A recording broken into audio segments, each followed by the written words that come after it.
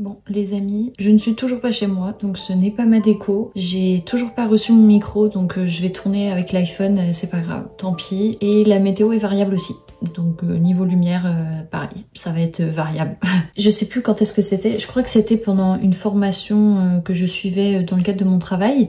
On était avec des dirigeants dans le milieu du sport et un des dirigeants a dit que un des plus grands apprentissages pour lui avait été celui de faire le deuil de la perfection. J'ai trouvé cette idée quand même vraiment intéressante parce qu'elle peut s'appliquer à tellement de projets, à tellement de domaines, tellement de situations où je me suis retrouvée dans le fait de me dire bah non, je vais pas le faire parce que ça va pas être parfait. Là typiquement cette vidéo, ça faisait 2 semaines que je devais la tourner, 2 semaines que j'avais quelques idées mais voilà, c'était pas parfait, j'avais pas envie de la tourner parce que j'avais pas le bon micro, parce que je me trouvais toujours une excuse qui ferait que la vidéo ne serait pas parfaite. La recherche de la perfection, c'est assez subtil, c'est aussi un sujet qui selon moi est intéressant parce que en même temps, il faut avoir, je pense, enfin selon moi c'est important d'avoir ce côté un peu perfectionniste, faire attention aux détails. La plupart des choses se trouvent dans le détail, dans la communication, dans tellement de sujets en fait, tu peux vraiment aller chercher la perfection et je pense que ça peut vraiment t'aider. Mais d'un autre côté, le fait de trop rechercher la perfection, le fait de trop attendre, par exemple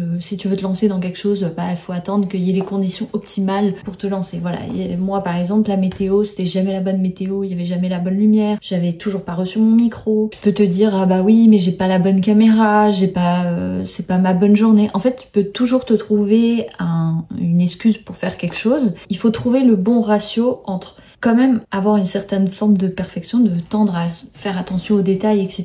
Mais en même temps lâcher ce besoin que ça soit parfait, ce besoin que tout soit aligné comme tu veux, parce que en fait sinon tu n'avanceras jamais, tu ne feras jamais rien. Cette idée par exemple, elle m'a beaucoup aidée par rapport à la newsletter. Ça va faire presque 2 ans que j'envoie un email tous les lundis matins dans le cadre de ma newsletter où j'envoie voilà un texte, parfois c'est des pensées, parfois c'est juste des citations, parfois c'est des partages de livres, des partages de podcasts que j'ai écoutés dans la semaine. Et au tout départ, je m'étais mis plein de règles. Je m'étais dit il faut que ça soit écrit pour tel jour, telle heure, à tel moment, faut que ça soit toutes les semaines une pensée avec une citation. Il y avait tellement de règles, fallait tellement que ça soit parfait que ça me dégoûtait en fait, j'avais pas vraiment envie d'écrire, je trouvais ça plus contraignant qu'autre chose. Et c'est à partir du moment où je me suis dit en fait peu importe ce que tu envoies, l'important c'est pas que ça soit parfait, le plus important c'est que ça soit fait. Petit, imparfait, mais que ça soit fait. Parce que une newsletter envoyée aura toujours plus d'impact qu'une newsletter parfaite qui n'aura jamais été envoyée. Et ça en fait c'est valable pour tout, c'est valable pour typiquement les vidéos YouTube. J'ai procrastiné 2 semaines pour faire cette vidéo et elle va sortir, elle sera sûrement imparfaite, mais elle aura toujours plus d'impact que une vidéo parfaite que je vais mettre des heures à faire, des heures à tourner, des heures à filmer, mais que en fait ça va tellement me dégoûter que je la sortirai jamais puis elle aura jamais un impact. Rechercher la perfection c'est vraiment castrant pour l'action. Tu n'arrives pas à avancer parce que il faut les bonnes conditions, il faut ci, il faut ça. Enfin, moi personnellement vraiment ça m'a libéré un truc de me dire bah en fait l'important c'est pas de sortir 5 vidéos ultra construites.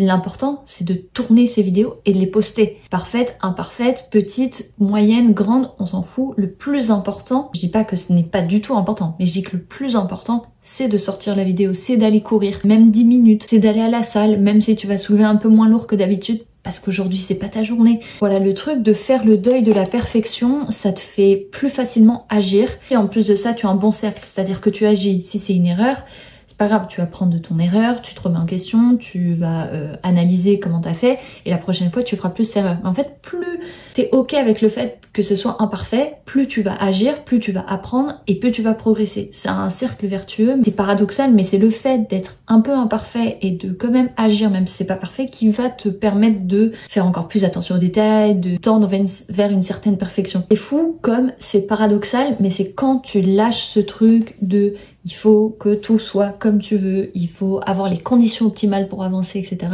Quand tu lâches ce truc-là, c'est fou comme, déjà ça te libère d'un poids, et de deux, c'est fou comme ça te donne envie d'y aller, et en plus de ça, tu vas finalement progresser parce que tu vas faire beaucoup plus de choses. Encore une fois, c'est un conseil, je dois régulièrement me réappliquer, c'est pas tu comprends ça et ah c'est bon, ah bah oui, il faut que ça soit imparfait. En fait, c'est toujours des moments de déséquilibre, t'es jamais 100% équilibré, il y a des moments où bah voilà, je vous dis, ça fait 2 semaines que je ne tournais pas de vidéo parce que j'attendais le moment parfait, parce que je voulais le meilleur son, parce que machin. Mais au final, les conditions parfaites n'arrivent pas parce que typiquement, il ne fait pas beau, la vie est bien faite et elle veut te faire travailler là où t'as le plus à travailler. Il fait jamais beau, mon micro il met 2 semaines à arriver, je suis pas chez moi, je pourrais me trouver tellement d'excuses.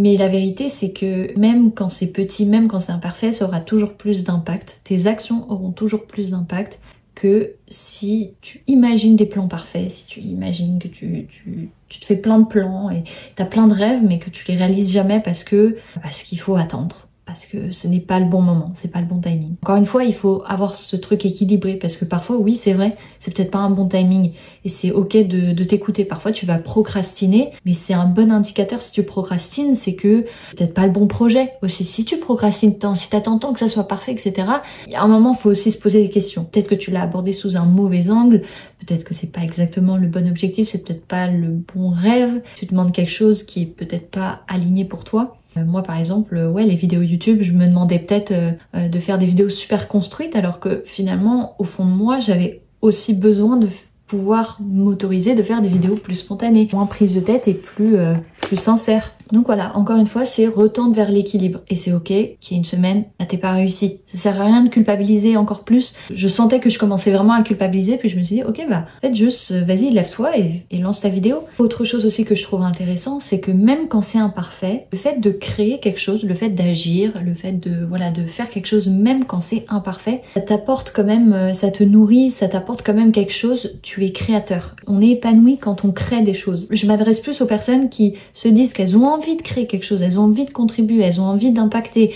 elles ont envie de transmettre quelque chose, de se lancer dans un projet particulier et qui n'y arrivent pas parce que c'est jamais le bon moment, on se trouve toutes sortes d'excuses et que finalement on arrive à la fin de l'année puis on n'a pas avancé sur ce qu'on voulait et on se dit ah bah on procrastine et puis blablabla, on retombe dans un cercle, on se compare, on comprend pas pourquoi les autres avancent plus vite que nous, etc. Mais en fait, les gens avancent plus vite, les personnes qui créent, elles ne sont jamais 100% satisfaites de ce qu'elles sortent. Je me souviens de Christophe André, si je me trompe pas, il est psychiatre, j'espère ne pas me tromper, mais en tout cas, c'est un grand auteur, il a écrit beaucoup de livres dans la psychologie et disait qu'il était rarement satisfait à 100% des livres qui sortaient. Ça m'avait beaucoup marqué parce que je m'étais dit, bah, ces livres sont quand même excellents, enfin j'en ai lu quand même certains et c'est fou comme je trouvais ça bien écrit et ce qu'il partageait dans une interview, c'est qu'il était pas vraiment satisfait de ses livres, mais parce qu'en fait t'es jamais 100% satisfait et que tu peux tendre vers une certaine perfection, tu vas aller chercher jusqu'au bout ce que tu peux, mais il y a un moment faut lâcher, il y a un moment faut publier le livre parce que sinon il se publierait jamais,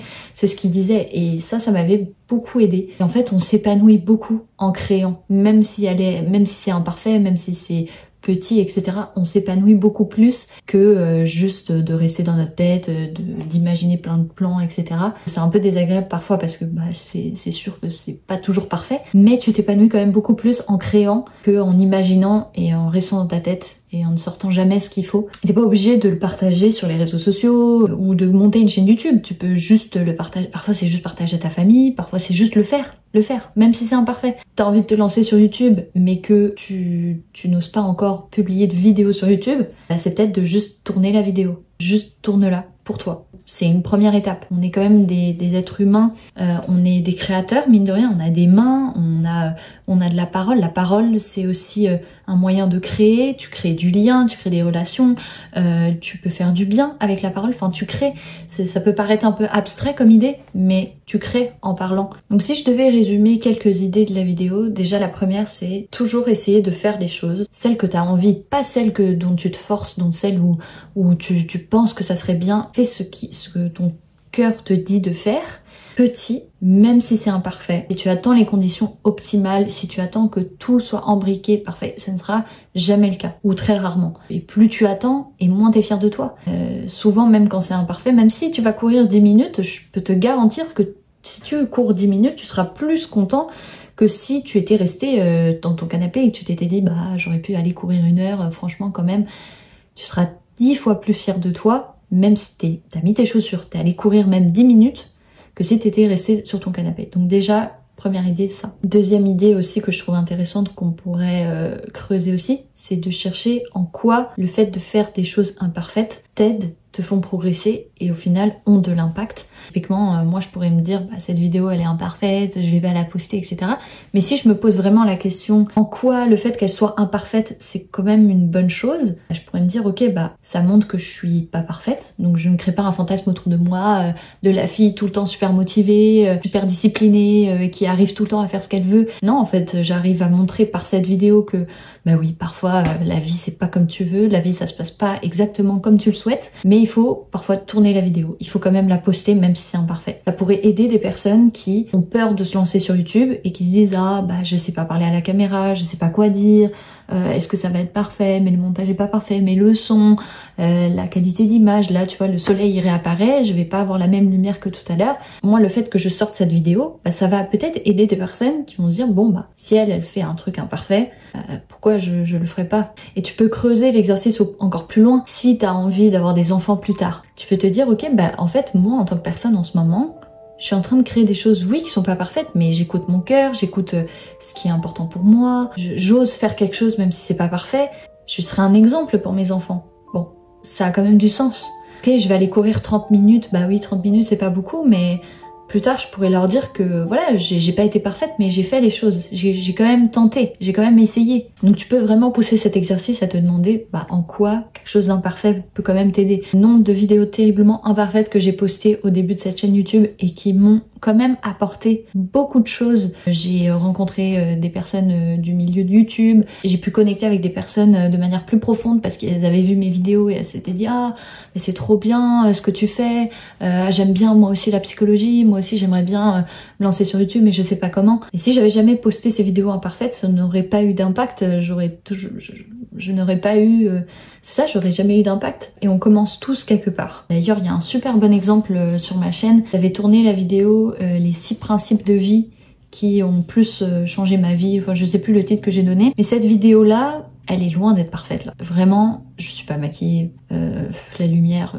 ça va pas du tout. Je suis un peu fouillée dans mes pensées, etc. Mais je me suis dit, écoute, c'est quoi, tu vas quand même la poster parce qu'elle aura de l'impact. Et finalement, c'est une des vidéos qui a le mieux marché sur ma chaîne. Donc, comme quoi, parfois on pense que c'est imparfait, on pense que ça va pas marcher, mais en fait c'est l'inverse. Et aussi, parfois tu vas tourner des vidéos où tu vas faire quelque chose, tu vas avoir l'impression que c'est parfait. En fait, ça ne marche pas du tout. Parfois, un peu d'authenticité, un peu d'imperfection, ça te rend plus humain, ça te rend plus humble, ça te rend plus impactant, peut-être plus inspirant. Donc voilà, encore une fois, j'espère que cette vidéo vous aura aidé. Moi en tout cas, elle m'a aidé parce que encore une fois, j'avais pas envie de tourner cette vidéo, j'avais un peu la flemme, je me trouvais plein d'excuses pour pas la tourner, et puis finalement, voilà, elle est là. Je vais essayer de la sortir ces prochains jours. J'espère que d'ici là, j'aurai reçu mon micro. Et voilà, je vous souhaite une super belle semaine. N'hésitez pas à me partager si ça vous parle. Donnez-moi aussi des idées de vidéos si vous en avez, si vous avez des envies particulières de sujets que je pourrais aborder. Ça me fera vraiment plaisir de vous lire. Merci de votre soutien, merci aussi pour les nouvelles personnes qui se sont abonnées à cette chaîne. Et puis on se retrouve bientôt dans une prochaine vidéo ou sur Instagram, dans ma newsletter. Ça me fera toujours plaisir de vous parler. Voilà, à bientôt.